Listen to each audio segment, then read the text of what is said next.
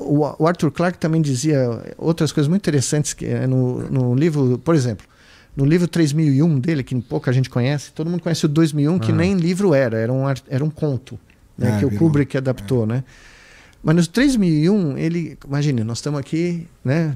3001, eles revivem um astronauta que sobreviveu ao ataque do Hall no 2001, né? Odisseia no espaço, e o cara tem que aprender o que aconteceu em um milênio. Porque ele está numa sociedade completamente diferente. Nossa, ele deve ser muito foda, Não, né? para pensar. Esse livro é muito interessante, né?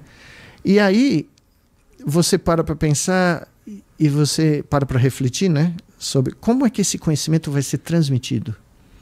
Quem deteve o monopólio da transmissão desse conhecimento da espécie humana? Antigamente, tinha um cara escrevendo lá no meio de não sei onde, na China, tinha um cara escrevendo na Europa, não é? Por exemplo, ninguém cita os avanços sensacionais, absurdos da Renascença Islâmica, que ocorreu 500 anos antes da Renascença Italiana. Morreu, porque, né, se perdeu ao longo do tempo a narrativa. Porque a narrativa foi dominada pela Europa Ocidental. Isso aí é triste mesmo. Até na parte da astronomia, né? A astronomia islâmica e a astronomia chinesa, que são sensacionais, a gente nem ouve fala. falar. Outro dia eu estava conversando sobre imagine, você é neto de um imperador mongol, Oleg Beg, em Samarkand, que é hoje o Uzbequistão. Você é dono do império que o seu avô deixou para você, Timur, que eu sempre cito. O que o cara decide fazer? Construir um observatório astronômico. E começou a dar nomes. Se você for olhar para vários nomes de estrelas, das Três Marias, os nomes são árabes. São todos, na verdade, a maior parte das estrelas são nomes árabes. As Três Marias, os nomes vêm dos astrônomos islâmicos que nomearam. Porque, na verdade, o céu é uma história, né? Era uma narrativa. Eles contavam. Ali no céu eles contavam uma história. E a história era toda baseada. Por isso que tem muita coisa que o pessoal não entende. Mas a constelação de leão não parece um leão. Não, ela não tem que parecer um leão, cara. Porque, na verdade, o leão faz parte dessa história. E essa história aí acabou se muito por conta da Biblioteca de Alexandria, né? Sim. Muita coisa ali, mas muita coisa também pela narrativa que ficou dominada pelo Ocidente. Eu sempre falo isso. Se os árabes não tivessem traduzido o que sobrou da Biblioteca de Alexandria, primeiro do grego e do sírico, que era uma língua na Síria, para o árabe, e depois os europeus tenham vindo 300 anos depois e traduzir de volta do árabe para o latim, nós não saberíamos quem era Aristóteles, quem era Euclides, Platão, Sócrates. Eu não estou falando do meia-direita do Corinthians, eu estou falando do outro Sócrates.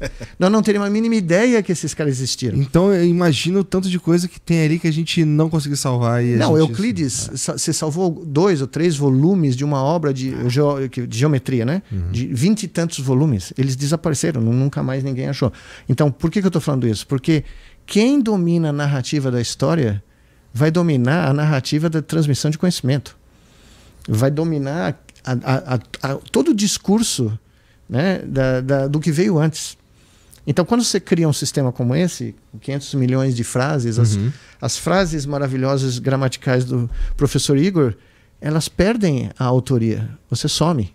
Você está no meio dos 550 milhões ali. Ninguém vai saber que aquela frase veio de você. Vamos supor que você criou uma construção poética, né, maravilhosa e que de repente instrui um sistema desses a definir a diferença entre Machado de Assis e, sei lá, Guimarães Rosa. Essa sua autoria sumiu. Ela foi homogeneizada num banco de dados gigantesco. É como você pegar o filé mignon, triturar naquela maquininha antiga que tinha e fazer umas porpetas daquilo e ninguém sabe de onde veio o filé mignon. Você misturar o filé mignon com outra... com colchão mole, né? Você entendeu? Então esse é o drama. Os artistas europeus estão entrando em ações em diferentes países porque as pinturas deles estão sendo clonadas e vendidas. E eles não ganham um tostão. Clona o estilo, né? Ela cria uma nova versão de um... Ele faz um trabalho que o cara nunca fez. Tem gente especializada na Europa, em museus europeus. Conversei outro dia com um cara na Itália, no Museu de Milão, especializado em descobrir se os quadros que eles estão comprando são de AI hoje em dia. Os caras analisam a química. Mas sabe o que acontece, professor? Acontece o seguinte: se você fala com os artistas, não existe um consenso, entendeu? Então você chega para o artista e fala assim, por exemplo, você quer que o seu traço seja eternizado dentro de uma IA da vida? Porque aí, por exemplo, cara, desenha essa latinha aqui no traço do Nicoleles. Aí o Nicoleles pode falar assim, não, beleza, eu quero.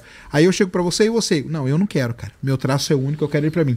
Quando perguntam isso para os artistas, não existe um consenso. Então fica até difícil eu não entendo, né? Mas o que eu quero dizer é uma coisa um pouco diferente. Isso é uma visão particular, né? Eu conheci meu colega matemático, o Ronald Sicurel, que aliás é um personagem do livro aqui. Ele, né? Não eu, ele. Porque é um dos maiores matemáticos que eu conheci na minha vida, é um cara sensacional, mas o cara nasceu no Egito, né? Viveu no momento mais crucial dos anos 50, quando o Nasser virou presidente do Egito. O cara tem uma foto sentado no colo do Nasser no dia da crise do canal de Suez. Caramba! Tá? O cara namorou, quando ele teve que sair, o pai dele teve que sair do Egito e ele também, porque o pai dele era um cara muito influente, era um dono da maior loja de departamentos fora da Europa. Tá? Era a maior loja em Alexandria, no Cairo. A história da família dele é sensacional. Mas eles tiveram que ir embora porque o Nasser começou a perseguir porque ele não aceitou fazer alguma coisa lá, né? Quando ele chega na Suíça, qual é a primeira namorada dele? Geraldine Chaplin, a filha do Charlie Chaplin. Então ele ia assistir filme na mansão do Chaplin. Com a filha. Com a filha, na casa do Chaplin, os filmes do Chaplin, no auditório particular.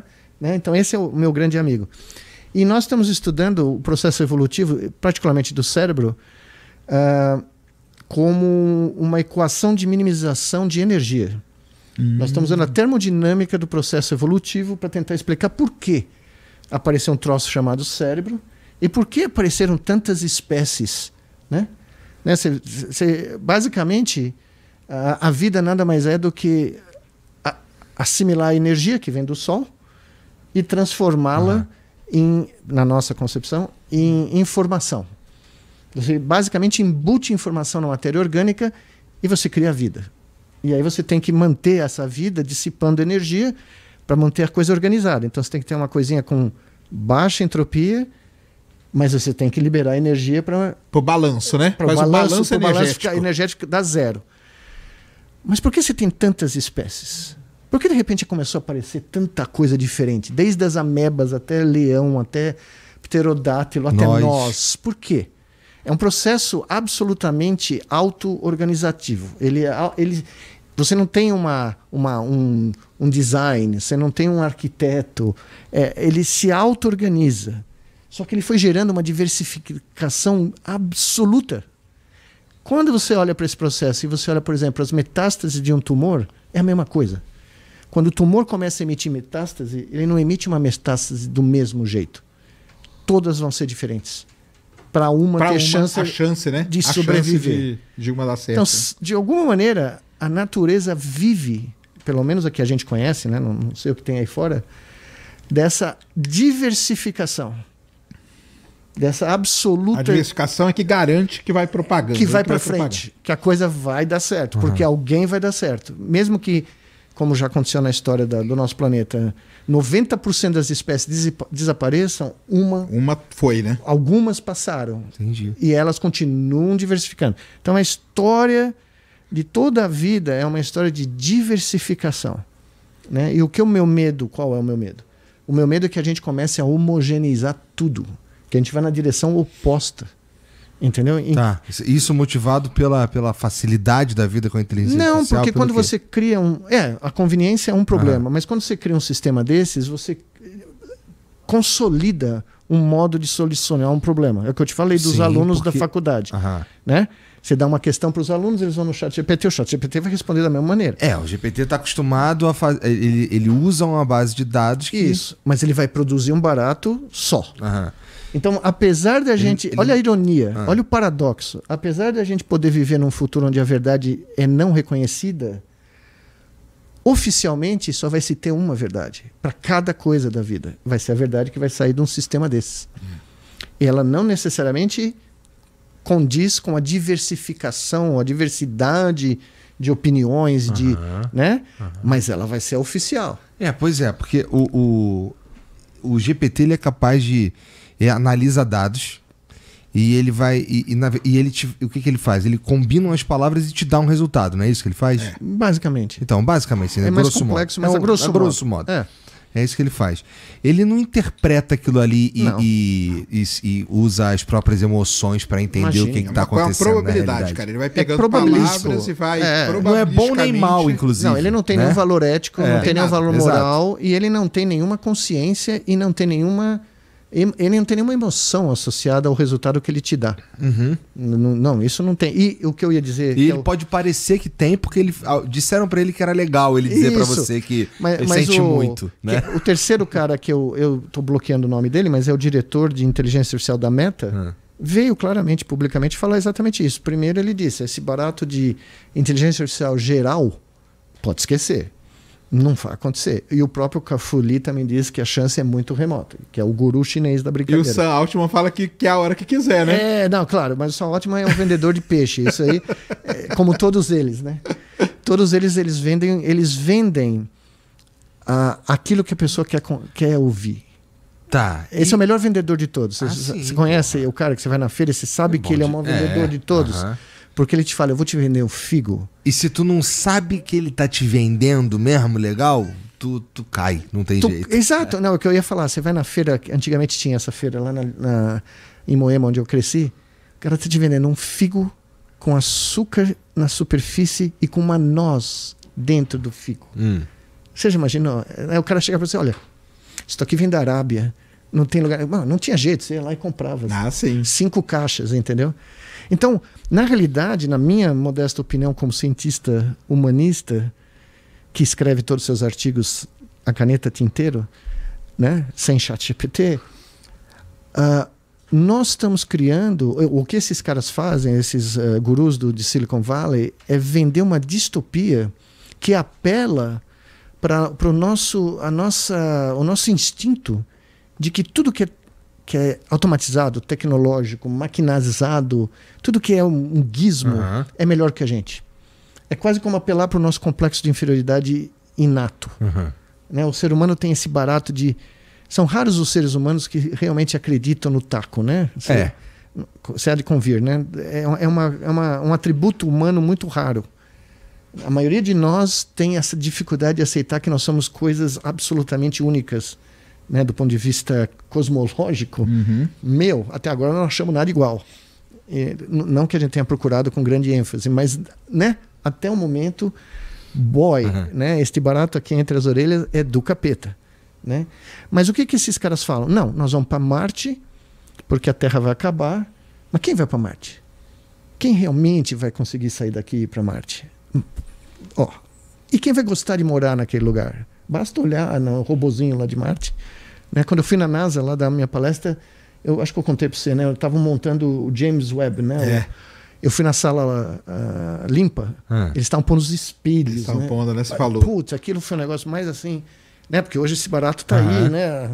Milhões de quilômetros. Por aí. Não, é uma 1,5 coisa... milhão de quilômetros. É uma coisa do Arco da Velha, né? Se parar para pensar que tudo isso veio de pulsos de luz e energia solar e terminou num telescópio que nós pusemos lá em cima para olhar para o Sol, né? É um barato épico, né? De você ver. Então, eu não sou contra a tecnologia de forma alguma. Todavia, qual é o sentido de viver uma vida onde você não dirige o seu carro, você não compõe a sua música, você não escreve seus papers, você nem se declara o seu amor pelas pessoas que ao seu redor que você ama, não necessariamente vai sair da sua voz, nem da sua mão.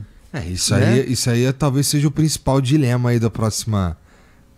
vamos lá, que eu não sei quanto tempo leva pra gente ter um salto de tecnologia tão sinistro que a gente tenha uma fase que a gente não precisa mais fazer nada, né? Mas nada no sentido de qual o propósito da minha vida, né? Que é uma questão que nunca foi resolvida, né? Só que ela está ficando cada vez mais aguda.